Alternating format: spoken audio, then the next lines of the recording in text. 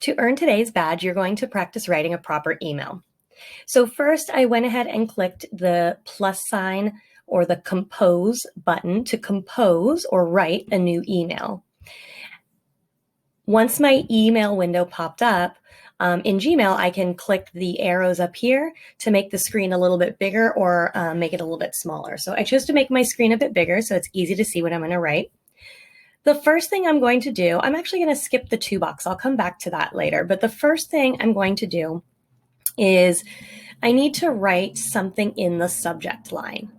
The subject line is where I let the receiver know a little bit about what my message is going to be about. For this email, I'm just going to send a short note to say hello to somebody and see how they're doing. So my subject line is going to just say hello. If this were an email where I wanted to send some information or I wanted to ask a question, I could be more specific here and say something like question about math page 2. It's nice to be kind of specific in the subject line without writing too much, just so that the person receiving the message has an idea about what they're going to be reading once they open the message.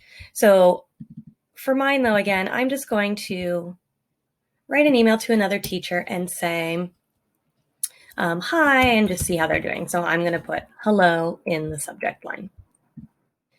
Now I'm going to click in this bottom section, which is called the body of the email. You may not have all of this here already on the body of your email. This is called a signature. I set that up ahead of time. So yours probably is just a big empty screen here, and that is just fine. At the top, just like writing a letter, we need to start with a greeting. So I'm going to write, dear, and I'm going to send this to Mrs. Hughes and just say hello and see how she's doing. So dear Mrs. Hughes, making sure to capitalize her name just like I would in any other letter. And then we know that at the end of a greeting, we put a comma, and then I'm going to hit the return key to go to the next line. And in fact, I'm going to hit it twice to skip a line, and I'm going to go down one more before I start the body of my email. Now, for the body of my email, this is my message to her. So again, just like in any other writing or any other letter, I want to make sure to use complete sentences and edit my sentences properly. So I'm going to continue with, I just wanted to write to say hello. I haven't talked to you in a while. How is your school year going? I am having a lot of fun in second grade. I